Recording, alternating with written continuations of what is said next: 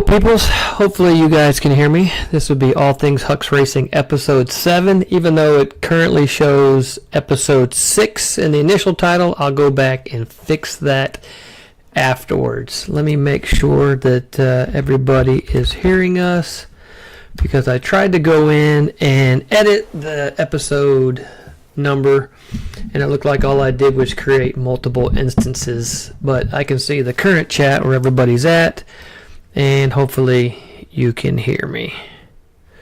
We are definitely pegging the microphone over here. I'm gonna back that thing down. How's yours sounding? I'll make sure I'm not maxing this thing out. It sounds fine, I guess. No, I mean, I wanted you to talk so I could see that your volume level. I was going to say, I can't hear me. I don't know how I sound. No, like I said, I just wanted to make sure that your volume level on here was good. I don't see anybody else commenting yet, so I don't know that they are hearing us. Can y'all hear us? Yes or no? I just want to make sure I don't have a multiple instance somehow going on and all this is messed up. Eric sounding as loud as his car. Okay, yeah, we hear. Okay, perfect. Because like I said, I think I had 2 instances of the software open, and when I hit manage or start the podcast, the one chat window went away, and then the chat window where all you guys were talking popped back up. Sang says I sound as loud as my car. I turned the maximum volume level down somewhat. Not to be peaking the meters. Daniel said, my poor speakers. We skipped straight over the introductions and straight into talking about the episode. So, All Things Hux Racing, episode 7. We'll fix the incorrect episode 6 after the show. And I'm Renee Hux. And I'm Eric Hux. I guess the first thing, I mean, we're going to do this chronologically. The first thing to talk about would be we went to a show, 2 weeks ago? That would have been about exactly 2 weeks ago, because we decided not to go to one last weekend. Yeah, weekend before last, I think. Weekend before last. Yeah. So 2 weeks ago, we took the little Miata to a car show in Wetumpka at the, what was it, the sports complex, or yeah, the what do they call it? Complex. On the Coosa River, and that was in the evening. That was a good time. We saw a bunch of our Miata friends there and met some other Miata people, as well as another MR2 owner in the area named John Turner. He had his 2GR swapped SW20 out there, and luckily we and his daughter had her Miata. So. Yep, he had a daughter there with a white Miata like Renee's. And so SW20 and Miata combo, which is pretty cool. Yeah. Now, a lot of these people said that they got work to do, they got things they're doing, and they're going to listen while they're doing their work. So I think Dan got some things he's got to do. Matthew, he's going to listen as long as he can. He's got school stuff and everything tomorrow, so... Sang's free, so Sang should be chatting like endlessly. Yeah, right? He ought to have a number 1 beside there with that crown. Sang has nothing to do but chat with us. I was going to open up my my show picks, so Daniel jumped up to 1. Let's see, right here. Renee's new Grip Royal steering wheel was the hit of the show. Our little mini Miata group of the show. Yeah, everybody was like really looking at it and crowding around my little car. And Eric seen one little, was it a kid or a person? Said, he was probably in his early 20s, but it was a group. Or a person. It was a kid or a person. It was a group of younger people that walked by, and he pointed at Renee's Miata and was like, "I really like this one." So he was telling his buddies that he liked my car best. That her car was his favorite, which was pretty cool. I mean, there was quite a few nice cars there, but I'd say of tastefully done mods, there's not, I mean, of the of the amount of group that we hang with, there's not a lot of modification going on outside of like Josh and his NA and some of the NA guys. The guys with the newer Meows really don't seem to do much more than tires, you know. Sang said teal grip, or is that white? It is almost a mint white. It's teal, but it's called cool mint. Yeah. Right? The color was called cool mint, and it looked a lot greener in all the advertising pics from Grip Royal. But when we got it, it's a super bright light color mint, but compared to the stock steering wheel, it really set the car off. It took the car from being like super plain to, wow, this thing's pretty cool looking, you know, something to make it pop. And I wish can I scroll the photo? I want to see something. Unlock. I got my little paper creeper. Nah, you can't see on my horn button. Oh, you see her Yoda door her Yoda door pulls. Her green door card hardware and her Yoda door pulls. Her Grogu. He says y'all paddle shifting that through the steering wheel. That's her paddle shift quick release. Yeah. Yeah, that's my quick release. Yeah, that's the steering wheel quick release / auto paddle shifting. But I was trying to, for her, she's got a roll bar, a bolt-in roll bar set up in the car for track days. And some of the little plastic clips that hold the bolt, they cover the bolts. They don't hold the bolts down, but there's little plastic caps that cover the heads of the bolts for make it look better cosmetically. And she had lost one of those black caps, so I had printed up some teal caps for those bolts. And sadly, that didn't make it to this photo, but that same, like 1 o'clock in the morning, I 3D printed some teal caps sure to match the steering wheel and the rest of the car and they are a perfect to cover those bolts. I was super happy with that. And then after that car show, we thought we were going to do one. It was called Wings and Wah-Wahs. Wings, wheels, and Wah-Wahs. Winged wheels and Wah-Wahs. The wings part being chicken wings. But it was a chicken wing cook-off at an airport.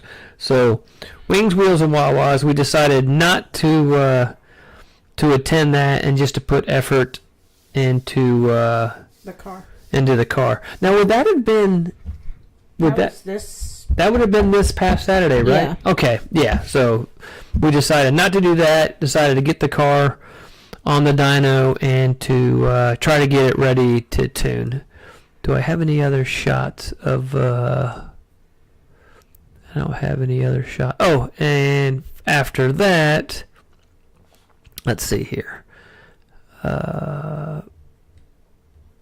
Going through my images.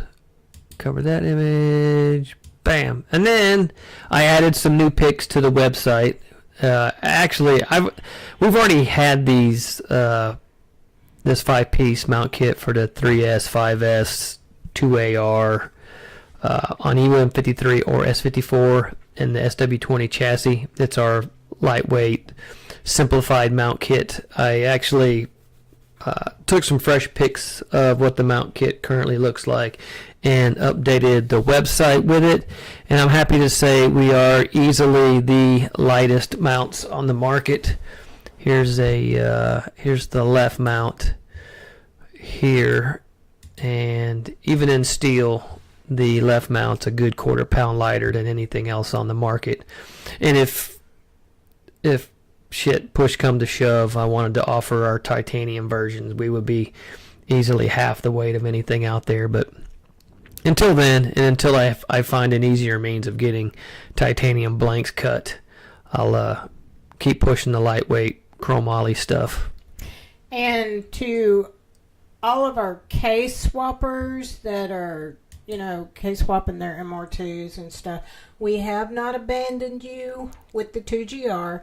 We just had a point to prove because I knew that Eric could do something with the 2GR. So many people was trying to do stuff that they wasn't meeting their goals, and so I asked Eric I did it on the podcast actually when we was on Spreaker. Why didn't you just go ahead and make one, build one? And so that has turned out really good. Yeah, that's worked out great for us. That's all of that on the mount stuff. I thought I had something else I was going to mention on these mounts. I guess I don't. Let's see. You made a new picture. Yeah, I updated the website with the current images and weights because I don't think I didn't have any weights for any of the mounts, and I didn't have up-to-date mount pics because my some of these blanks that I get cut, I have them cut differently nowadays, and I know I do this rear two-piece mount differently than I used to, so I wanted to get current up-to-date pics of all this stuff. I think I cropped my image. Did I have... I'm not able to grab it, but I thought that I had the weight. I weighed an entire factory mount kit, and I think it was 8.5 pounds lighter than so if swapping all the mounts as seen in the photo, it was an 8.5 pound savings over the factory mount kit. I think there was more writing in the bottom of this pic that when I added the pic or cropped it, I cut the damn rest of the information off that's on the website. Now, let me see something here. Still good there. Sank says, the added lip on the ends where the bushings get pushed in adds a nice finished touch. Yeah, it gave me, believe it or not, that little step in it was worth like 3 ounces, 2 ounces. It was like, for weight-wise, it really wasn't worth much, but I thought it added a, like you said, it added a nice touch to it, but it also gave me a super clean surface to weld to, getting rid of any scale or anything from the DOM tubing. Yay, Samantha's here. Hi, Samantha. Okay, now off to, let's see, I'm going to minimize that Eric's pic. trying to cover all his pictures that he uploaded for the podcast. Okay. Let me know if this video comes through. Because we can't hear it on our end. But we can. It should be loud as shit on your end. Can anybody hear or see that video? Yeah, there's going to be a time delay. Hey, good news. My wheels look straight. I don't have any bent wheels. I'm going to watch that video again.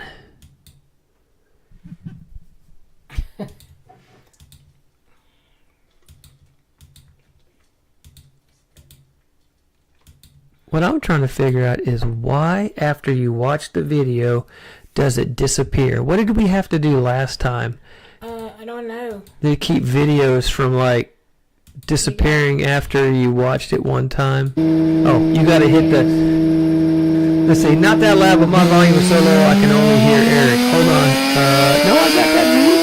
I got that volume cranked up. He just needs to adjust his volume. How about now? How about now? Turn that shit up. Desktop audio. Okay, mic auxiliary audio. Canny Dynovid. Okay, it says. Yeah, I think you're fine.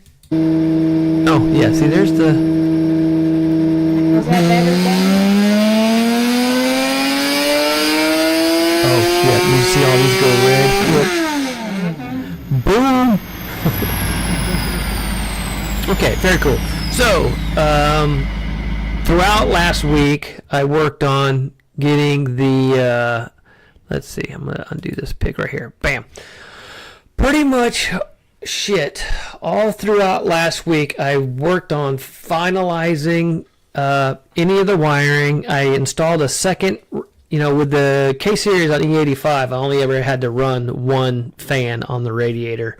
But the 2GR on pump gas makes a lot more heat than the K on E85 did. So I ended up putting a second fan on the radiator to keep idle temps under control, keep the air moving. And I mean, shit, Ty at TCS put me on to a Meradyne 11-inch fan, and luckily that one additional fan with I currently have no ducts, DUCTS, ducts on the radiator, so air can like blow around at top and bottom. It's not really directed properly.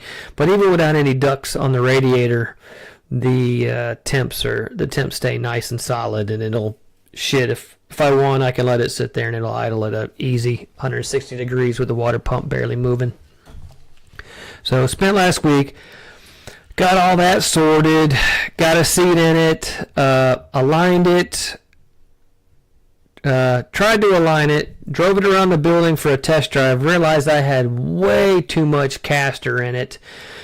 So, being the car has the Wilhelm uppers and that I also pulled the front wheels for, I wish I had a straight on side shot, but I pushed the front wheels forward and the wheel wells probably 3/4 to an inch to move some of the weight forward in the chassis and also extend the wheelbase somewhat to try to control wheelies better. But in the process of doing the Wilhelm uppers, which moved the top of the struts back, and then me pulling the spindles forward, which moved the bottom of the strut forward, I ended up having like 13 degrees of caster angle, which is a damn shit ton.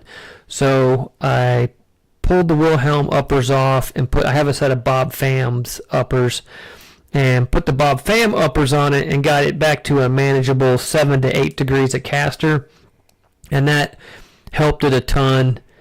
From that point, I was able to finish getting the alignment on the front end, but I also had to, in switching to Bob Pham's uppers, I had to redo the spacer between my upper spring perch and the camber plate, and then I also had to modify the struts with larger slots because Bob Pham's plates moved to the furthest inboard position, still was a good 3/4 of an inch short of getting to where Wilhelm's was in the inboard position. So I had to add more slots to the upper bowl hole of my strut to be able to get my camber back to where I wanted it. And that took a solid day of working on the front suspension to get that sorted to where I could finally align the car and call it shit at that point good to them bring it around and strap it on the dyno and start to get it ready. Something you wanted to say, babe? Huh? Was there something you wanted to? I was just thinking Bob Pham 808. Yeah. Yeah. Yeah, okay. That Bob Pham. Yeah. Yeah. 808. Yeah, I got a There's set. There's only one Bob Pham. Yeah, I got a set of his front coilovers for use on Purity, and I didn't use the uppers on it because I have fixed strut perches on Purity and didn't need to use his uppers. So I was like, shit, if I switch to Bob's uppers, I'll be able to get rid of all that extra caster that the Wilhelms added. And that was the trick. And now the car is still a little hard to turn because I did the quick rack. I'm probably going to end up putting a factory depowered rack back in it and save this manual quick rack for something else. But at this, like right now, at this juncture, I don't need to go and change the steering rack for anything I'm trying to do right now. I mean, it might be great for when I get back to road racing with it, but for drag racing, I don't need to change anything. Yeah, I kept telling Eric while he was working on the car, I said, all right, it's about time to get it on dyno. Let's pull it around there and get it on dyno. He's like, baby, it don't have no brakes, and I need to stop once I get it. I can't. The shop's on the top of a hill, and everything around is downhill. I was like, I got to be able to stop. Yeah, I forgot about that. So we did the full brake bleed on it from a dry system. Bled all the brakes. The brakes work great now. That's because I was in there pumping the pedal. That's because you were doing all the pumping. That's right. So the brakes are bled. I got all the wiring is tidied. I didn't loom the wire. With a car like this that's always in development, it makes no sense to loom everything. So I loom the shit that needs to be protected in the engine bay. I always run 4, 5, 6 extra wires underneath the intake manifold in case I need to add anything. And I'll loom and beautify the part that's in the engine bay, but then the rest of the car where I'm steadily going to be adding inputs, outputs, functions and stuff, it's stupid to damn fully loom it, because I know as this project evolves, I'm going to need more wiring. I mean, I'm already to the point that I'm using every input in the FT600, and I'm probably going to have to buy a extender module to add more inputs and then more wires and such. So, we got Bob Pham. Oh, nice. And Zach. Bob chimes in 15 minutes late. I just mentioned that I switched to Bob Pham's upper front strut plates to take the caster out of the front end, because with the Wilhelms I had too much caster, so I went to Bob's to straighten the front end out. Straightened it out. But that's an 808. what Bob didn't hear is I don't have a true side shot of the car, but I pushed the front wheels forward 3/4 to an inch to extend the wheelbase of the car and to push more weight forward in the chassis. And in the process of that, I gave the car way too much caster. So I had to pull the Wilhelm uppers out and put my Bob Pham uppers on, and I got the caster sorted. And Bob said, "Hey." In a pleasant note, I'm always weighing everything. So I weighed Bob's uppers and the Wilhelm uppers, and they weigh exactly the same within a fraction of an ounce. I want to make sure I wasn't adding weight to my shit when I was changing. So Pham's is a little bit. No, they're like exactly the same. Oh, okay. Yeah, I mean, and in my Wilhelm uppers, I even whittled on them, because when I went to bolt them in, the way the sheet metal is in the chassis, they weren't sitting flat up in the pocket, so I had to machine a step in the Wilhelms to get it to sit flat up in the pocket. So mine are actually lighter than he ships them, and I thought that Bob's were going to be heavier because of all the hardware and the separate mechanism to slide to adjust camber, but apparently not. It was a break even. There was no weight gain to be had. I guarantee y'all, every part that goes on the car gets weighed. And if it weighs more than what's on the car, it don't go on. It broke my heart to put the extra fan on the radiator because it was more weight. But I was like, if there's any place to put weight in this car, it's on the nose. Because I needed the extra fan. Because I'm probably gonna have to add more weight to the nose of this car. I do hope that Bob Pham, I know it's a long haul, but I do hope that Bob Pham can come to Tail of the Dragon 2026. He'd probably fly out. It would be awesome to have him, even if he flew out and just, attended in a rental or whatever. It would be great just to have him out there. Yeah, MR2's on the Dragon. I don't doubt that it will eclipse Bear Mountain in the next couple years. Oh yeah. Especially since Bear Mountain is now getting diluted with Corollas and other cars. GRs. Yeah, it's not it's not a pure MR2 meet anymore, whereas MR2's on the Dragon is, and when they say 70 something cars at MR2's on the Dragon, they mean MR2s. They're not counting Celicas and Corollas and Camrys and other cars. It is an MR2 event. Okay, Bob's got it on the list. Tails. All right. Zach says, Sang.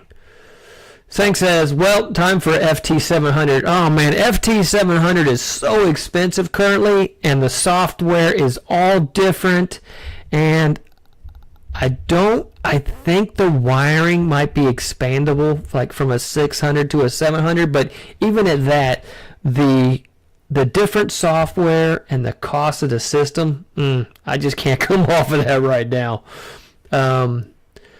Zach says, Bob, how nice are your shifter cables compared to MR2 Heavens? I've got Eric's hybrid shifter, and cables are so stiff that shifting is slow AF. Yeah, Bob, I think Bob has already been through the same issue with those other aftermarket cables, and he'll tell you his stuff is much better. I think didn't TCS's last video, they damaged a cable and switched to a Bob Pham cable. Bob says it's on the list. Tails, and Sang says, what's the current drag race trim weight?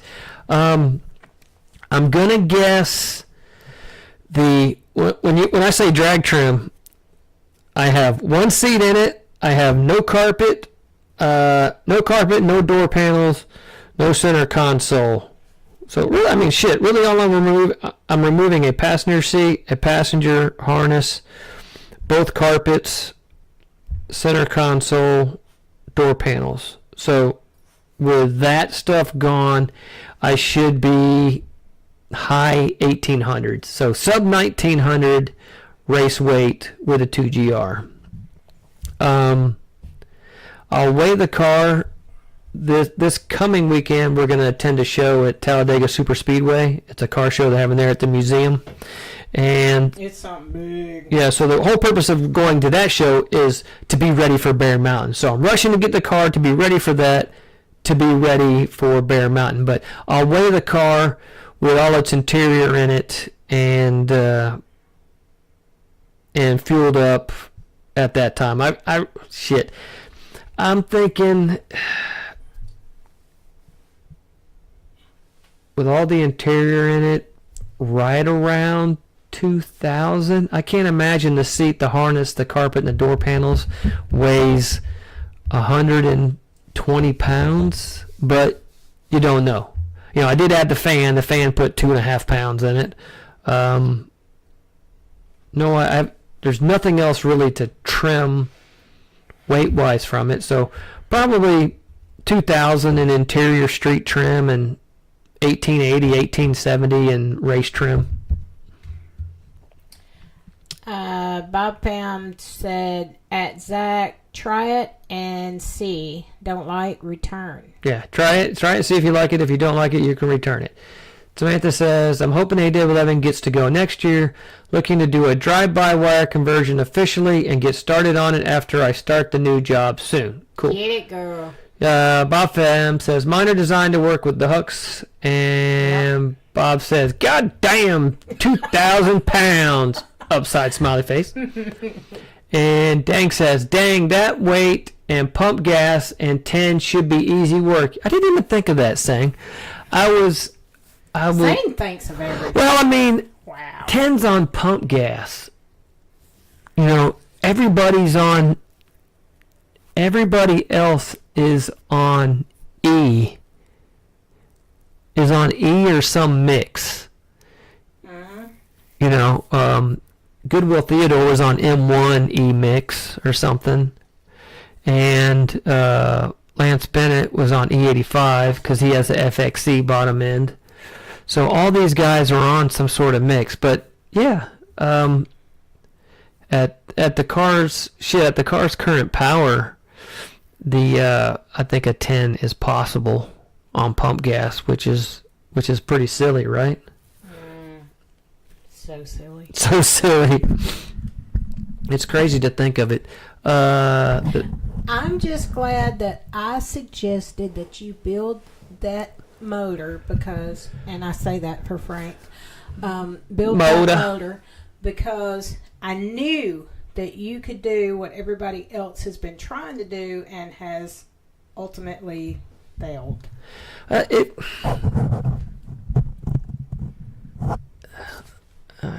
do I word this? It was so weird, you know, 2 years ago, a year ago. It was weird looking at the 2GR market because all the mods that were being developed were like, we'll sell you this header that kills top end and these mods that kill bottom end. And, you know, it's like, there were like the mods, it was like I add 2 here, I subtract 2 here. It was like the mods didn't really build upon each other, which was crazy.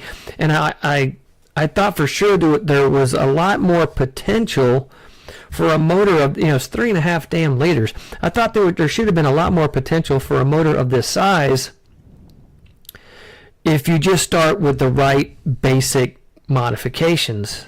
Let me read. MR2 track car. Just had to push my alignment back. Work last minute switched me to tomorrow for going to my yearly firefighter training. So now next week I have to do alignment and then try to finish assembling it. Damn. Zach said, after last weekend, I totally get why people drag race. Even though it was the 8th mile, it was a blast. Yes. Yep. Had me thinking of getting a set of drag wheels and tires. Yep. Certainly true.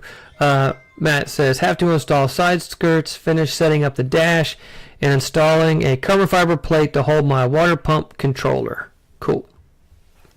Let me switch to my...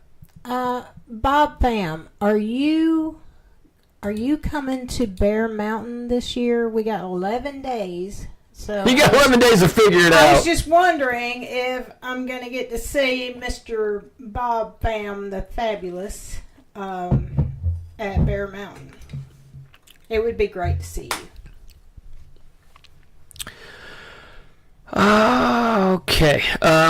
This picture shows the engine bay in its current status. This is exactly how it looks right. Actually, it probably looks a little dirtier because with the fan blowing on it, I've blown a lot of dirt across the top of the motor. No, yeah. you did. I know, but this isn't exactly how it looked upon dyno. Look at that. Bob Pham is our #1 commenter. I think the headers look a little more blue after they had all the heat go through them. Matt says, Yeah, sorry, got to jump off. Thanks for chiming in, Matt. We'll talk to you later. We love you anyway. Bob says, I really want to, but not this year. So sad. Don't cry. It'll be okay. We got to get out to Cali one day. Decade. Yeah, one day sometime in 1 year. Whew, we have so many car events. Yeah, so that's how the bay currently sits. Let me see here. Oh, before we get to the dyno stuff, bam. Okay. I don't think I added a pic of the whole underside of the car, underside of the front. No. But on these, where's my mouse cursor? Bob Pham said, "Where's the wire?" Where's the wires? Okay, this is my front control arms and my front tension bucket delete mod. My fabricated spindles and aluminum steering arms and such. And actually, you can see the Bob Pham. No, I think that pic is with the Wilhelms. That was before I aligned it and had to go to Bob You have Pham's. to take a fresh pic. I need to take a fresh pic with Bob Pham's uppers. Yeah.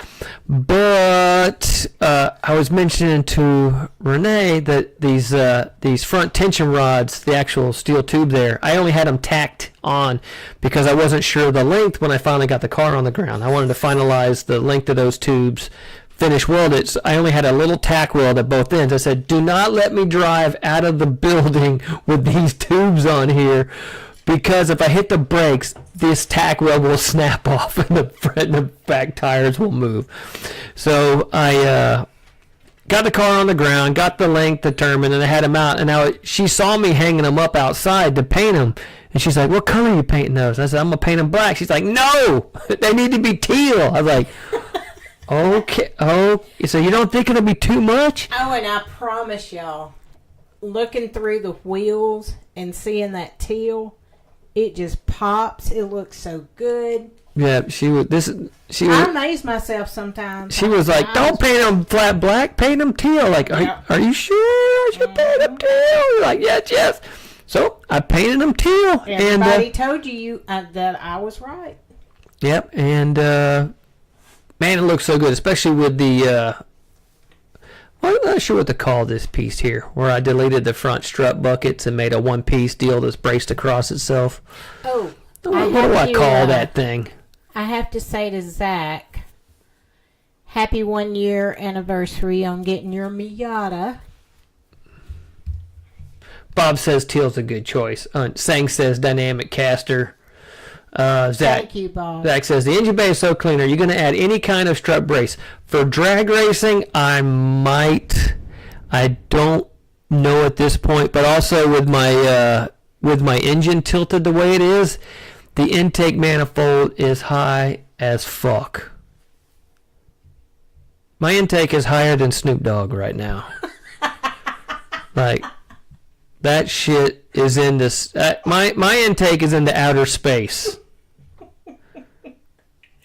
When SpaceX is trying to return to Earth, they look at the top of that intake like, that's a pretty close spot.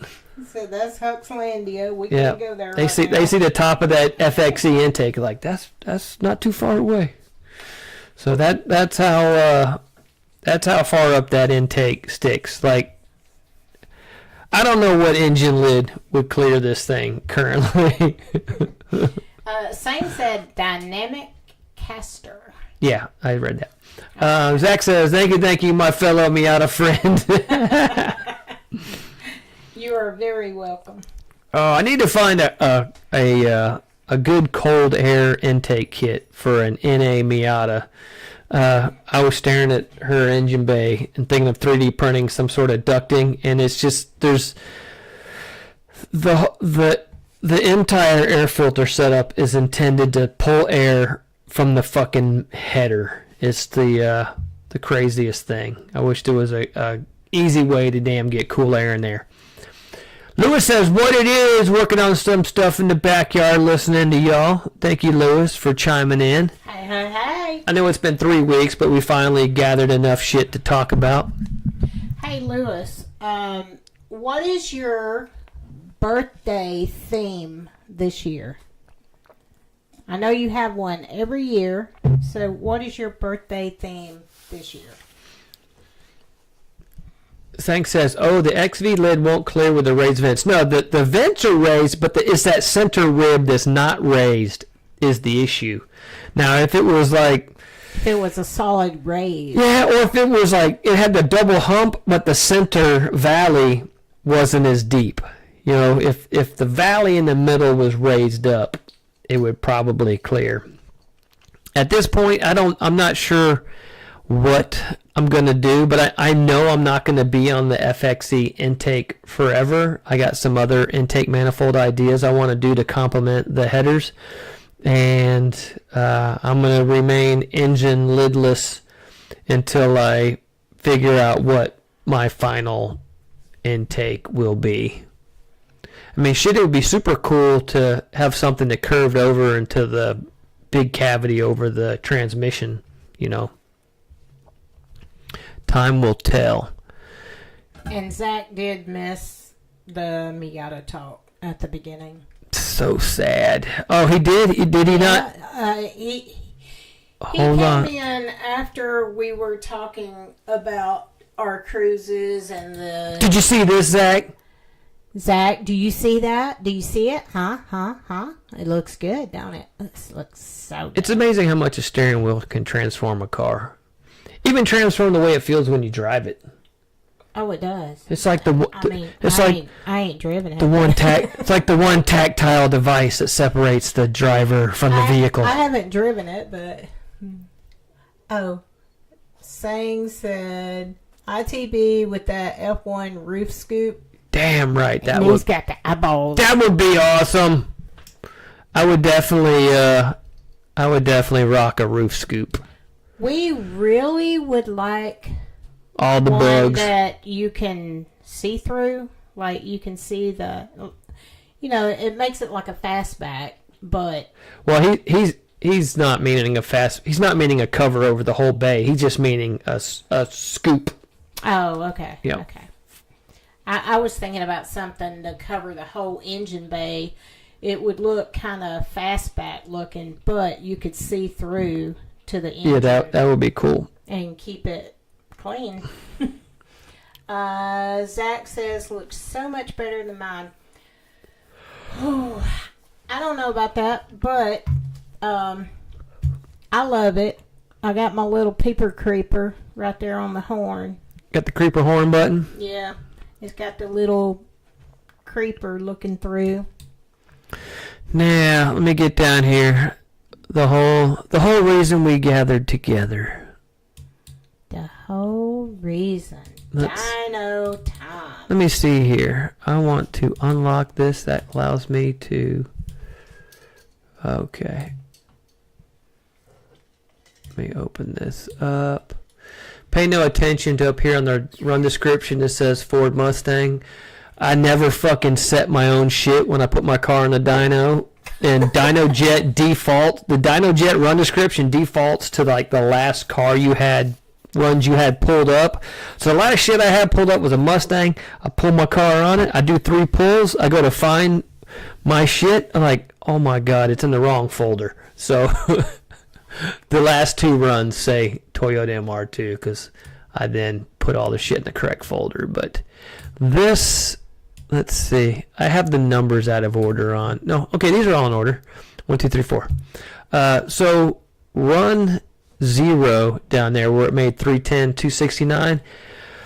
When I first got the car on the dyno, I got it to idle. I got it to run up a little bit. Like I smoothed it out. I didn't do any drivability. Like I said, the car would idle. It would rev. I could motor it around the building. Got it on dyno. Got to where it would kind of come up in RPM a little bit, and just rolled into it in second gear, and it went like it flared. I was like, what the fuck? And then I stuck it in third, and I rolled into it again, and it sounded like the RPM flared. I was like, don't tell me my clutch is slipping. Like, there is no way in hell. So I'm like, I'm kind of like, fuck it at this point. I stick it in 4th gear. I fucking floor it, and I watch the AFRs, and I log it. And the AFR, I have closed loop on, so Fuel Tech is correcting the AFRs. I just fucking floored the thing, and I was like, it's not slipping now. And I do a full pull out to like, what did I pull it to? I pulled it to 7,000 RPM. Stop the log, get out and look at it. Holy fuck, it made 310 on my very first, like, I hate you pull. Because I really thought my clutch was slipping. The clutch that I have was actually, I had it built for my K-Series that I had in the car before. So I had Clutch Masters build me a centered iron twin, but I told them I wanted their softest cover spring that they offered. I said I probably will only ever make short of 300 foot-pounds, so I don't, I said the car's going to weigh 1,800-ish, this is when the K has in it. I said the car probably weigh 1,800-ish pounds with me in it. I said it'll never make over 300 foot-pounds. I said I need a light cover plate. I don't need a lot of clamping pressure because my biggest struggle is trying to get the car out of the hole and trying to slip the clutch. So when it spun a little bit in second and third on the rollers, it turns out I just had the straps loose and I had dirty tires. Because you'll see in the video when I had, like right after I made that 310, I had Renee video the next pull. So in case this thing popped on me, I could at least get a video of it on dyno. And right after that run, she's like, your straps are loose as hell. I was like, oh, no shit. Then went back there and snugged the straps up. So what I thought initially was my clutch slipping was just me not having the straps tight on dyno. It was like haunching. It kept jumping, and I was like, your straps are loose. Yeah. Let's read this. Saying, yeah, something like Sean Driscoll's Lexian cover and roof scoop for his intercooler, but less squarish and less sharp corners. Yeah, something like that. And Bob says, how much was the clutch weight? The clutch, I'm running an aluminum flywheel. So I have Clutch Masters aluminum flywheel that I had to modify to get my stack up height right. So when I say my stack up height, I'm running Clutch Masters internal slave. The internal slave wasn't as short as I would like it to be, so I had to take a little bit off of the flywheel. So man, I weighed that shit. I think the flywheel was like 9 pounds, and I bet the twin The twin, it was under 20 pounds for the whole clutch flywheel setup.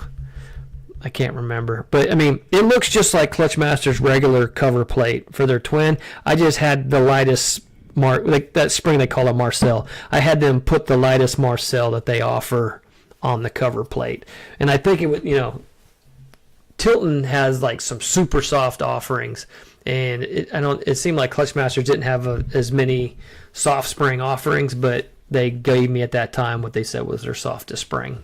And might I add, Eric modifies everything. I mean, everything. I had to, I even had to modify my flywheel bolt links because I had to thin my flywheel out where it meets the crank, and that means I had to take shit. I think I took some off of the mating, off of the.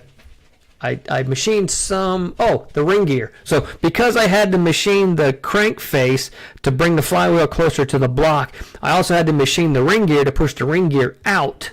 So luckily the way they install the ring gears on allowed me to move the ring gear closer to the end. He says, want to try an 808? Only if you have a twin disc. Not. I would say at the next time I swap. So if you have a twin, I would try a twin, but I don't like to run anything other than twins for the stuff I do. The singles, the singles just take an absolute damn beating at the input shaft to clutch spline area. That and the diameter. I want the 7 1/4 diameter, especially for turbo stuff. Those guys can take the larger diameter clutches, and I even know Brandon Scott runs, I think, an 8.5. He runs the bigger twin because he's making all that power, but us all motor guys don't need that clamping diameter. But if you're thinking of doing a twin in the future, Bob, I would certainly like to try one. But you know how hard it is to pull a damn clutch out of these things. So hard.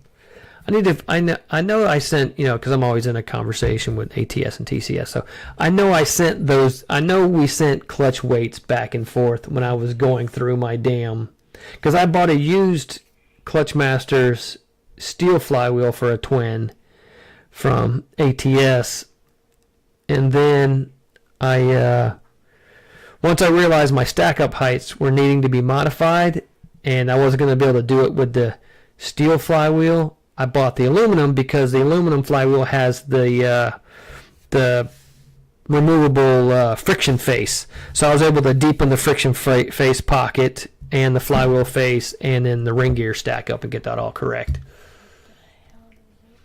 Bob Pham says, okay, laugh. It's only 3 hours. Shit. When it's all stock shit and you're 3 hours. A clutch swap. When it's all stock shit and you're running a stock clutch fork, it might be but when you gotta ensure all your stack ups are right for an internal slave, I bet I come out worse than 3 hours. So run 0 was no VV. My VVTi tables were supplied to me by Austin at ATS Racing. So I have default. I call them default. It's known good VVT values that Austin and ATS uses for all their flash tunes and their standalone stuff. So he gave me good starting values. The next 3 pulls were me just trying to get more RPM out of the car. I think pull 1 there dropped a little horsepower. I actually logged the AFRs, allowed Fuel Tech to do the AFR corrections, a wide open throttle. Pulled it again, was just short of 8,000 RPM, and then on the next pull, I moved the.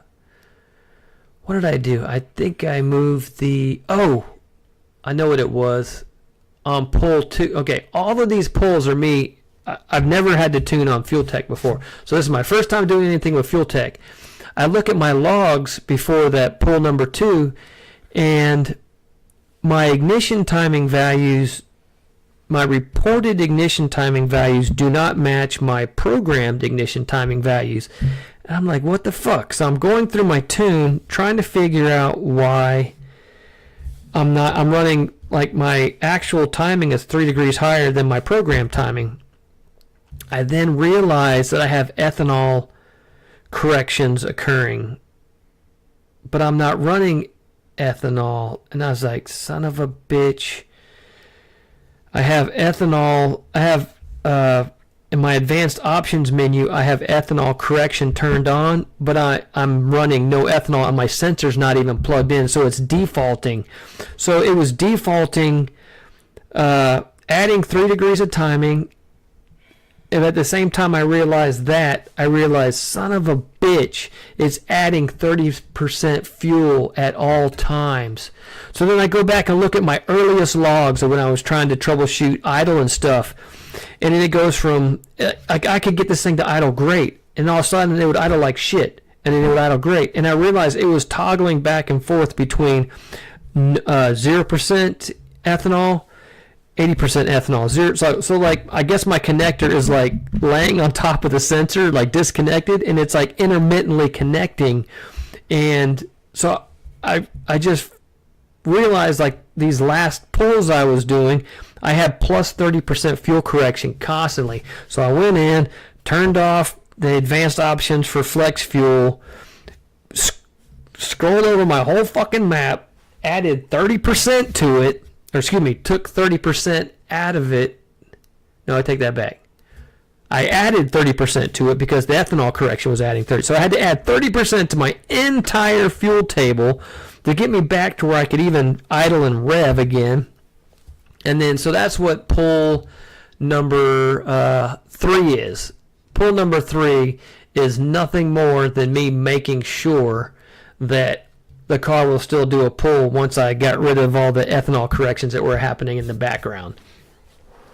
Okay, then, okay, let's see. Zach, lightweight flywheel chatter scares me, got me thinking I broke my car. Man, I've been dealing with lightweight transmission chatter for like a shit. I was in the original Tilton twin disc development back in like 01, so I've been dealing with twin disc transmission rattle, lightweight transmission rattle for 20 something years. So it's no big deal to me. I know as soon as I'm driving, it seemed kind of not say scary, but in the beginning I was like, fuck, is that my VVTi gears rattling or is that the transmission? Push the clutch just a little bit, it quiets up, like, that's just the transmission, all fine. And you'll know that as the transmission gets hotter, the more rattly it gets. Sang says, trans pull a lot easier when there's no wires and lightweight simplified mounts. Oh, it's definitely easier. I just don't look forward to damn.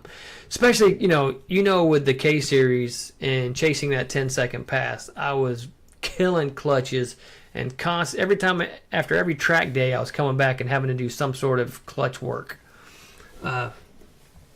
So where was I at? Oh, so that was this DynoJet Run 3 was me just making sure that all my fuel corrections were okay.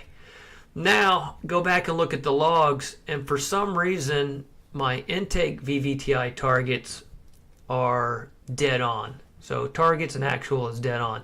But my exhaust actual versus target is a constant 7 degrees offset. And this is something I should have emailed Fuel Tech or got up with Fuel Tech's tech support today, but somewhere in there, it's either a setting or something in the tune, but my actual exhaust VVTi is a constant 7 to 8 offset from target. So no matter where it is, I'm off 7 to 8 degrees, and I'm sweeping right through all the areas, so I know the range is there. For the, like, it's not that it can't hit that target because I'm sweeping through those same areas up and down. It just, for some reason, it's always off. So I was like, fuck it, I don't know how to troubleshoot where this offset is occurring. So I swiped the whole VVTi exhaust table, and I took 8 degrees out of it. Actually, the exhaust table is all negatives, so I put a positive 8 in the whole target table. Did the next pull, and that's that pull 4 that you see where it's like huge. Like it made a damn. Oh, and I also moved my rev limiter. My rev limiter was like right at $8,000, and the hysteresis of the limiter was coming in before $8,000 and not allowing me to do actually a clean 8,000 RPM pull. So I just moved the physical limiter like out to like 8,300. So as I approached it, I could just cut throttle and get off of it, but I could get a clean dyno pull showing 8,000 RPM on a stock bottom end 2GR. And that's what you see there. That's what that run 4 is. So the only tuning I have done in those 4 runs was fixing a bunch of background tune issues that I had with the flex fuel tables being enabled, and putting my exhaust cam on the positions that Austin and ATS gave me. And that's where those values came from. Woo! I'll let you talk. I'm starting to get... Well, I was just going to say, Austin and Aaron at ATS. And Scott. And Scott. Yep. And Ty at TCS have been super, super helpful. I mean, every time you had a question or anything, they've given advice. They've told what you need to do, what you should do, what you could do. Yeah, they've all those guys have been super helpful. And I mean, nobody has been ragging on me more about get on dyno. You on dyno yet? When you going to dyno? I was like, man, I mean, they have. I mean, really, this was a running car 3 years ago. It went 10s, all motor. But in the process of me building another car, Purity, I had pulled, I pulled the K out of it. I used all the drivetrain in it for mock-up on another chassis. So when I just, when Renee brought up the 2GR stuff and the getting Canny back together with the 2GR came about, I really had essentially a damn empty chassis that needed to be rewired. The front suspension was all different. It has a new cross member in it. It was like I had to build a whole damn, I was building a whole nother car from scratch. It's a whole new, I didn't even think about it. I didn't even think about it. Built the whole No, car. it's a new the transmission has been rebuilt with a Quaife limited slip. I totally forgot about that part. Yeah. So new trans, you have built the whole car. New trans, fresh limited slip, new clutch, 2GR that I had the front cover and the timing chains off of, because to do a valve spring swap is to go balls fucking deep in a 2GR. You gotta, to get to the valve springs, you gotta pull the oil pan. It's crazy. So, I've had this stock long block, pretty, I didn't have the heads off of it or anything, but I had all the front cover and the pan and the heads apart to put valve springs in it, because I knew that to get a 2GR to do what you want it to do, it needs RPM. These things are just shit on having enough RPM to be effective on an E153 gearbox. And I knew, at a minimum, it's a lot of work, but at a minimum, if a guy told me he wants to do a 2GR swap for a road race build or a stock bottom end drag, I'd at a minimum valve springs. Put valve springs in it right from the start and then work out from there. Thanks. So that's a decent pickup from 5 to 8K on the last pull. Leads me to think there's still more left. Yeah, I mean, us and the guys at ATS and TCS talked about it. It's how lucky would we be if we nailed the if we nailed the VVTi angles. I mean, these are Austin's numbers. Austin has tuned a lot of 2GR stuff on stock bottom end, stock cams. So, he's the one who writes their tunes for their flash-based ECUs for their swaps and TCS's stuff. So he knows his shit on VVTi angles. And, granted, I'm on a different set of headers, but these angles came out pretty good. And I'm about to pull up another graph, and You skipped Bob Pham. Bob Pham said, haha, great team. Yep. I will say, Austin, I don't know what it is. He is smart. Oh, that dude is smart. Oh, yeah. He's smart. He knows his shit. He knows what he's doing. Bob Pham says, what spring to value on other... No, it's a stock long block, Bob. I'm running ATS's. ATS sells a valve spring upgrade, so I'm on ATS's valve springs. Stock shims, stock keepers, stock lifters. I did weld the pins in the rockers. I did the welded... the weld mod, the David Haas weld mods to the cam gears. There's this, like... After 2011, Toyota upgraded the VVTi cam gears to not fall apart. Bullshit. There is no upgrades to the cam gears falling apart. My motors from 2015 and the cam gears were already starting to come apart. So I did the high RPM upgrades to the cam gears. I put the upgraded bolts in them, valve springs, and I welded the pins in the rockers. Hopefully my shit stays together. I've only been to $8,000 like 4 times with it, so we'll see where we go from here. So, I have a question. Yes. What do you think is the difference in your 2GR making the power that it's making than the others that have tried to make good power over the years? Okay, Like, I'm getting to that. That's where I was about to go. oh, okay. Sank says, even still, blows out the mail order tune stuff out the water, and basically a stock 2GR, twin disc, and quality of life. My twin, like I said, my soft cover twin disc doesn't squeal. It drives so, like, I've driven around the building, driven on the dyno, started on a dyno. The pedal is so soft. I had to, like with the K-Series, I had the K-Series with my Tilton Twin and my Tilton Slave. I ran a Tilton Bleeder in the line to slow the pedal operation. With the Tilton Bleeder in the line with my Clutchmaster's Twin and my Clutchmaster Slave, my pedal was so slow to return. I thought I was going to like slipping third gear. So I took the orifice out of it, so it's just a straight clutch line from the Master to the Slave. It modulates so easy and doesn't squeal. It's actually pretty amazing. Let's see. He said, twin disc and the quality of life, valve train, rocker arm mods. Do I offer that service? I mean, I could. It's a matter of just welding rockers and welding cam gear stuff. Sank says, oh yeah, long tubes. Okay. I actually have, when Frank Souza was last here with his MR2, we dynoed it, and I did a bunch of tests with it.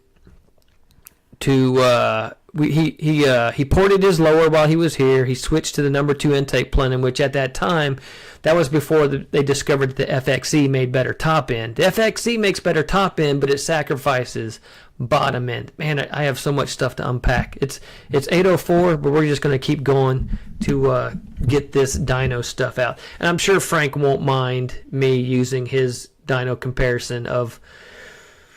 so Frank has all the standard MAF tube, mail order tune, ported lower, number 2 upper, the early tubular 2GR manifolds, which are known to make better power than the cast manifolds, and he's running, I can't remember what exhaust, but he's running a Y pipe. So he's running all the basic 2GR mods on my dyno. It made 289 with the air filter on, and by pulling the air filter off of the MAF tube, it made 293. So we would be able to break into the 290s by taking the air filter off of the MAF tube setup. But 289, 260 something, and I'm going to show you my dyno sheet, where my current tune is on that Run 4 versus what a standard bolt-on 2GR setup makes on my dyno.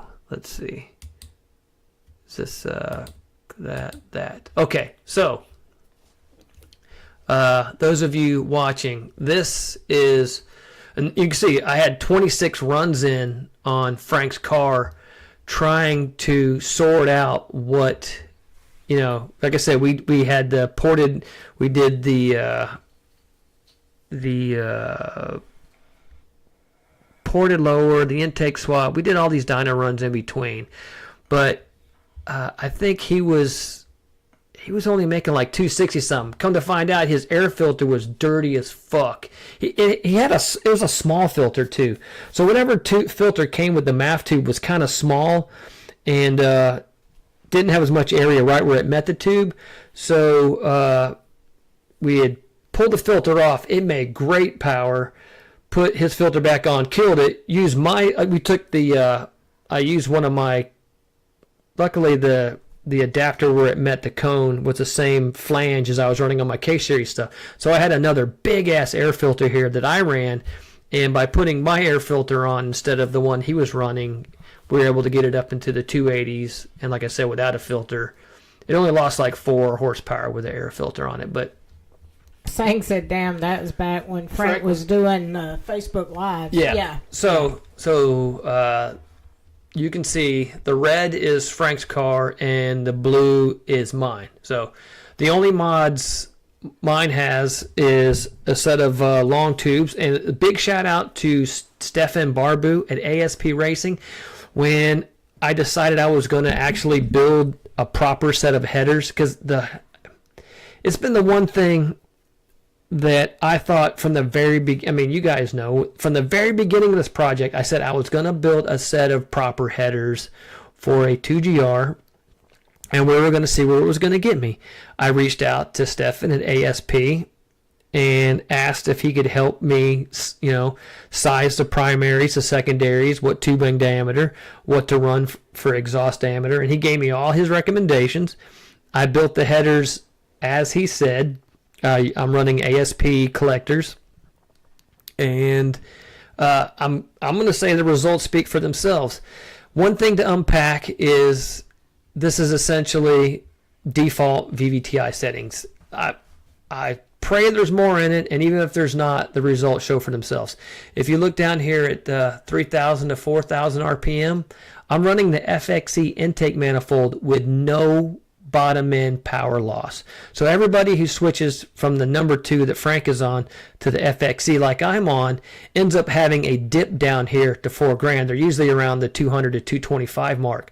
So I'm a easy 50 to 30 more foot-pounds at 3,000 RPM than guys typically on FXEs with the long tube headers. Sang has a question. Let's see. Sank says, you guys unhooked the Greddy exhaust off his car at this point or not? No, I don't think we did anything with the exhaust, and I don't think the exhaust, considering you're going, the Greddy is a large exhaust and you're feeding it through a 2.5-inch pipe. I don't think the exhaust is going to be any real drawback, especially at these power levels. But Frank's power curve is super consistent with other 2GR out there. But as I said, one thing to note is no bottom end, long tube headers, no bottom end power loss from the FXE intake. And then look out here at how much top end regular headers are killing the power band. I mean, shit. I wish I had wish I was on my dyno screen. I could click on it. But out here at 7,000 RPM, that's almost 30 horsepower difference. And really, the difference here is we're both on E153 transmissions.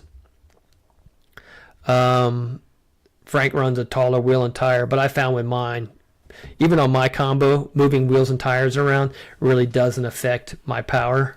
I went through all that with the K-Series stuff, trying to see if there was power to be gained by putting a bigger or a smaller wheel and tire on it, and it didn't mean shit. But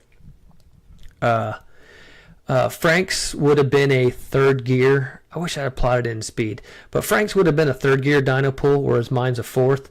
My fourth is 1.0 ratio, and what's the third gear is like 0.9 something, so it's about the same mile an hour to get out here. I think my top of my fourth is 118, 120 mile an hour, and his third third gear certainly wouldn't have gone out to that far. So I'm pulling more mile an hour, which is more load.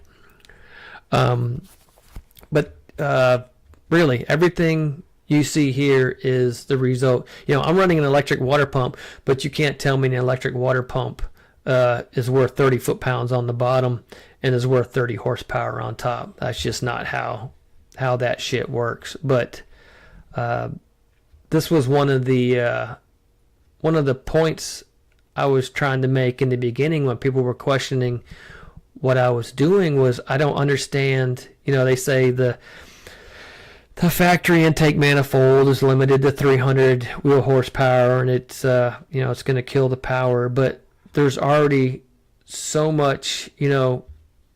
These short runner manifolds are known to hurt top end power. Hurts top end, obviously hurts bottom end. Hurts the potential of the whole graph.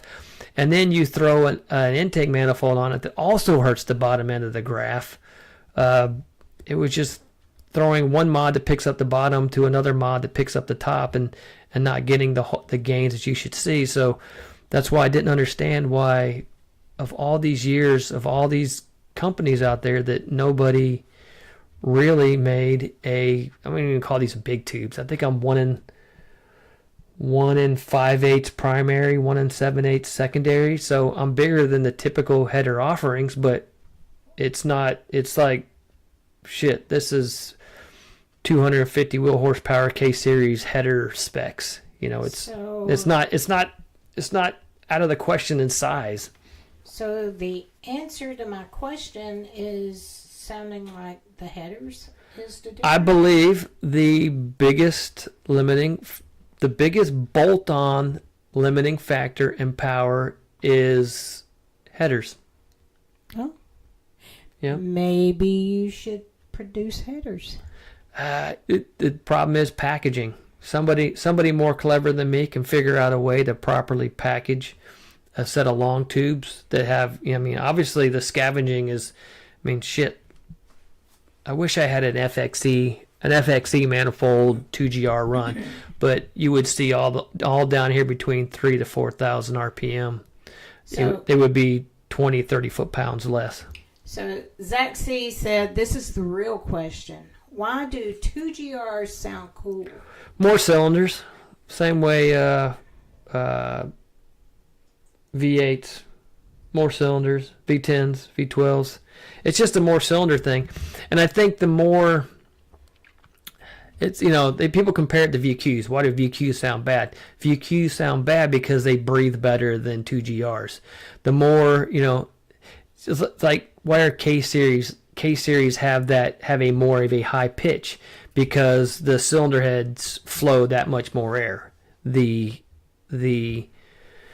seems that the more, what do you call it, like horsepower per cc, or the better the power the combo makes per displacement, the more high pitched the note seems to be, and the more, let's say awful, but the more unpleasant they sound. Like a 3S versus a K, both 4-cylinder. 3S has a much deeper sound. 3Ss don't flow or make power per cc like a K series does. Same with the 2GR. 2GR doesn't make the power per displacement like a VQ does. The VQs have a higher note. People call it harsh. It's more rasp. Well, it seems to be a function of output. And I think the more you push 2GR output and you do ported heads and cams and get this thing to breathe and run more RPM, the more high pitch and raspy it's going to sound. But that's the price you pay, and I'm running no mufflers. I know on running straight through mufflers and resonators like I did with the K, even though they knocked the sound down somewhat, they did zilch for hurting power. My K series uncapped made in the low 300s with the exhaust off of it. It still made in the low 300s. It was definitely quieter with the exhaust on it, but right now, what I'm running into is, unless I want to have two snakes fighting in the back there, it's going to be tough to get any silencing on it. And at this point, I'm really not worried about it. The tracks I go to don't have any sound restrictions. Not in Alabama. Not in Alabama, anyway. I mean, I couldn't go to AMP or any of those kind of places. Sane said, why does the Subaru Rumble sound so good? Oh, shit. We could, the unequal length header sound, or the combine 1 and 2 with 3 and 4. I mean, they make headers for K series that mismatch the runners like that, and they do have a quite different sound, and they give a weird bottom end bump and torque, but they just kill the top end power. Zach says, so I guess that's why I think RBs sound better than a 2JZ. Yeah, they probably, RBs don't breathe like a 2J. I mean, 2JZs aren't like great cylinder heads, but it seems like the better a cylinder head flows, the more power it can make per displacement, the more high pitch they seem to sound.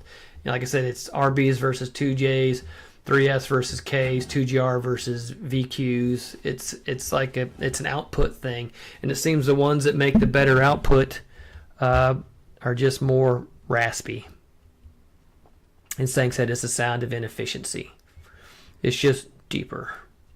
I know Subarus are deeper, and from my understanding, if you put a proper set of long tubes with proper cylinder pairing on a Subaru, they no longer have that, that miss sound to them.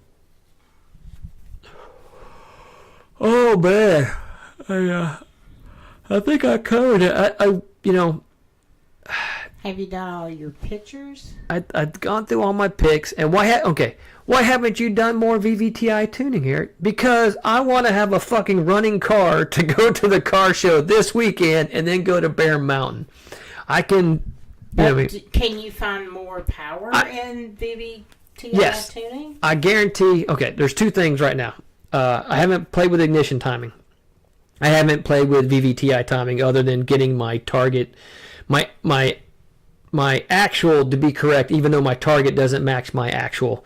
I'm running huge ass 1300cc ID injectors at 60 psi. At 8,000 RPM, I'm at 26% duty cycle. Said duty. My mind works at like 90 fucking mile an hour, like thinking of shit all the time. I went back and looked at my injector timing and realized that the default values have me spraying on a closed valve a good 50 degrees before the valve even opens. So I know for a fact my injector timing is fucked up. I'm hoping there's some VVTi gains, and I haven't tried any ignition timing, and everybody says E85 will pick some up. So the hopes, get to Bear Mountain, have a running car, have a good time, come back, do some more dyno shit. Let's see. Zach says, put that on a shirt, Eric. The sound of inefficiency. The power of word correction is saying. Read it, babe. Yeah, he says they make EL and UEL for bras for BRZs. The track guys buy the EL for power, and the sing guys buy UEL for sound. Yep, that makes sense. Bob says you need another MR2, bro. One for round one for daily, then another one, then buy another one for the daily. Dude, I have 3 MR2s. Our friend James Rogers that passed, his mother gladly donated the white MR2 SW20 that he was not the one that took his life, but another car that he was working on that he was doing a K series swap on. So she paid to have it shipped here and gifted the car to us, knowing that we would put it together when we had the chance. So I have we call the James car. And that's the one, it is going to be a daily. Yeah, that's the one that's going to be a daily. So James car, I have Purity. Bob Pham knows about Purity. And then I have Canny, which has a 2GR in it. So I have eventually Canny will go back to road race duty. But because Purity will be straight drag race, and Canny will go back to road race use. But right now, I just want to chase some. I mean, really, I'm just chasing 2GR power band is all I'm after right now. But the goal was to get a running car to present and have at Bear Mountain, which is in like 11 days from now. Yep. After that, we get back on dyno, beat on it, see if we can make more power. But I think I've, in the 5 pulls that I have done without tweaking on it, I think we've proven our point. I'm showing no bottom end power losses, and I'm showing extreme top end power gains. I mean, shit! Look how far I'm pulling it to 8,000 RPM on stock cam, stock long block on 93 octane. It made 313. I still got 270.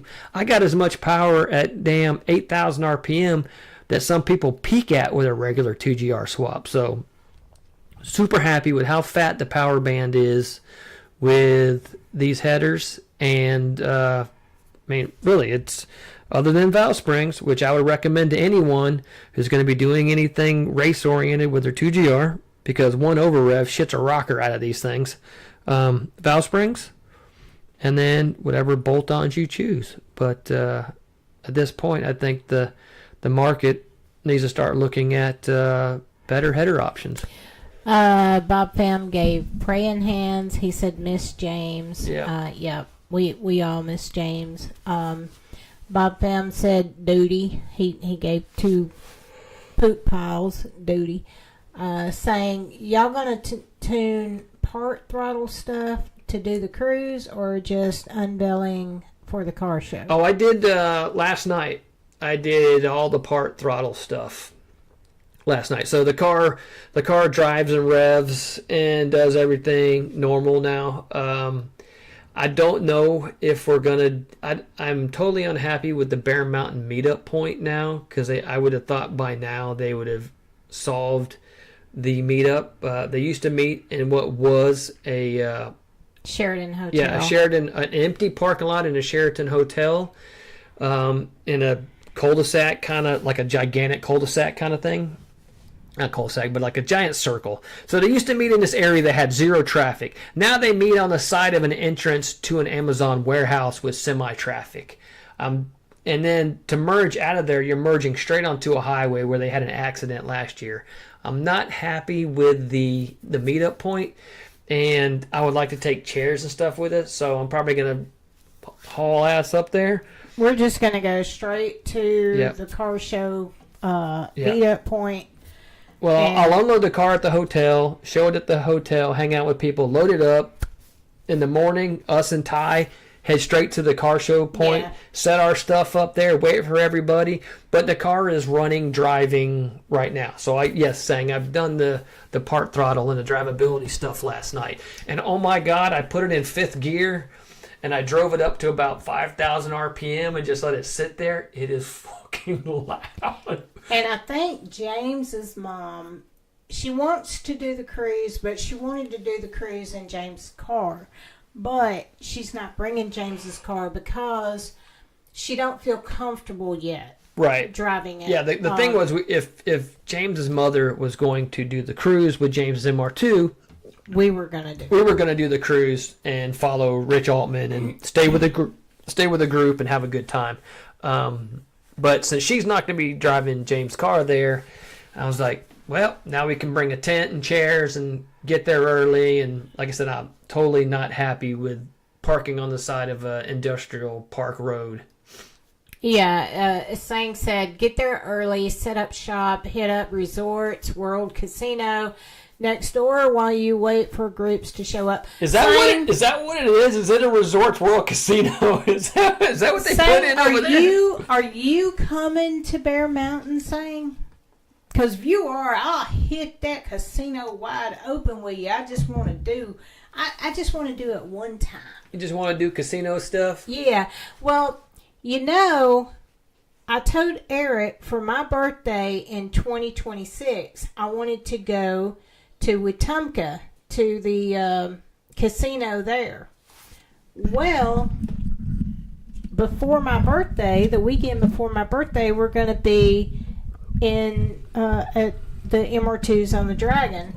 So that may not be doable or feasible.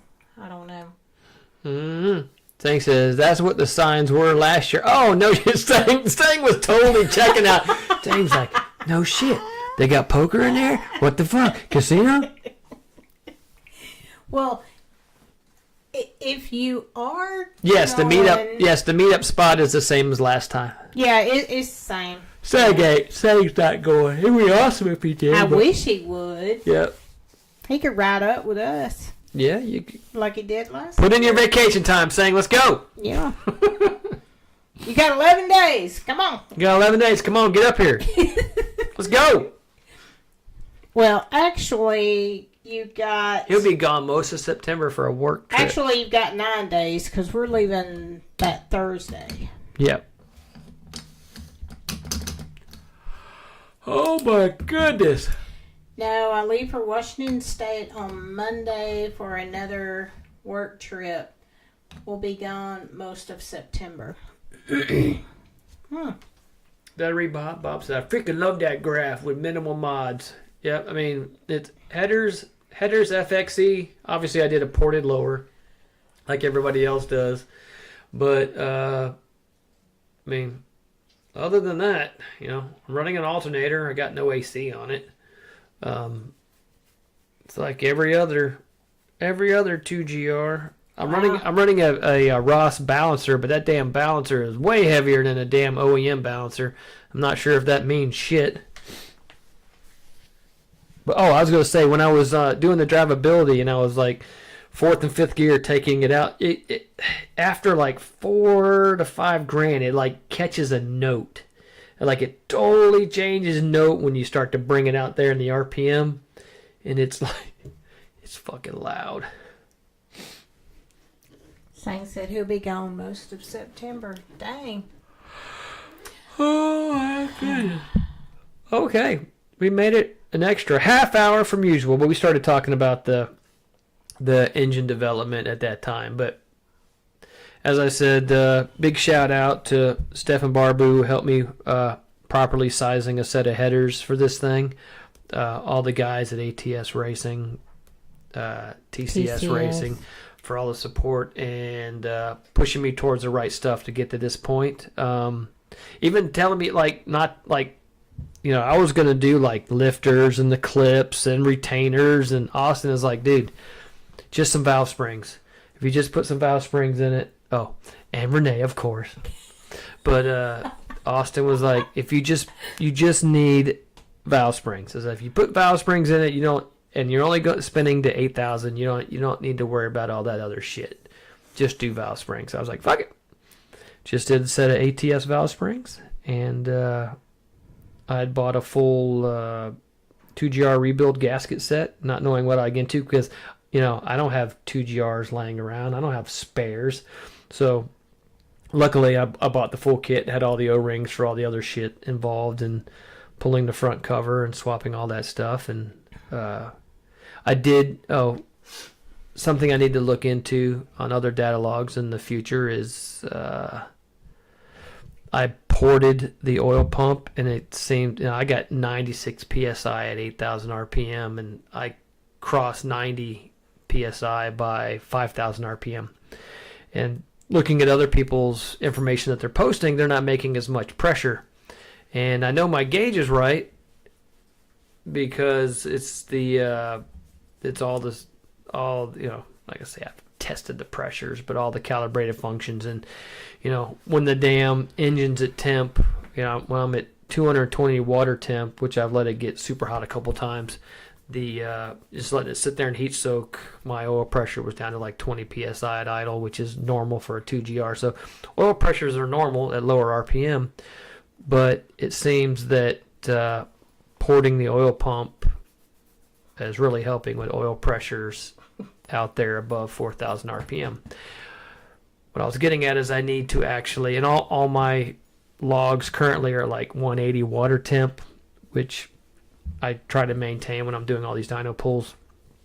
I need to get the oil like 200 degrees, 200 degree water temp, mid 200s oil temp, and see what my pressures are then out at 8,000 RPM and see if porting the pump actually made a significant, if that's what's making the difference. I'm a sample of one. I really don't know that what I'm seeing is normal and it's because I ported the pump or just something else is going on with my combo and my gauge setup. But anything else you want to get in, babe? You want to tell about Bob MR2s on the Dragon? VTEC note. Yeah. Okay, so MR2s on the Dragon. I have done emails back and forth. I've done phone calls back and forth. I've done everything I could to get, and it's not even my event. I'm just helping. But I've done everything I could to try and get our dates locked in, get our rooms locked in. We are locked in, but they're saying that they're still on a freeze. But we also have one of the MR2 people. She went online and put in her code MR226, and it went through. She got her confirmation number and everything. So I don't know what's up with that, but she got her confirmation. Another one, he went online and tried to do it, and the code wasn't working. So I don't know, totally what's going on with it. But if you want to go, if you're coming to MR2s on the Dragon 2026, if you want to go online and see if you can get your room booked through the code, then go ahead and do that. If it don't work, it don't work. But it did work for one of the members that's going. And we've already got our room because the people that I was working with went ahead and booked the cabin that we wanted. So we're booked for MR2s on the Dragon 2026. Now, if you want to go online and try it, it's MR226 is the code to get the group rate. And we got plenty of time, once they tell me it's opened up, it should go really smooth. It's all this planning and stuff for a event is not easy. And anything on Bear Mountain? Bear Mountain is in 11 days. We leave in 9 days. And I don't know. They're supposed to have all this best track car award. They're supposed to have like 20-something awards going out. Damn. They're going to have the raffle and stuff like that. So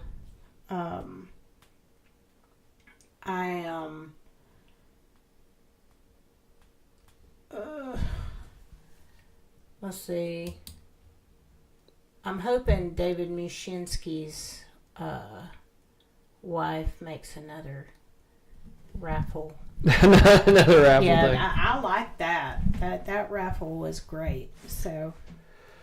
All right. I'm saving up my money right now so I can get my tickets for raffles. Your raffle tickets. All right, everybody. We're going to put an end to this. Zach said if he could trailer his car, Yeah, he'd be yeah. down. Bob said, thanks for talking.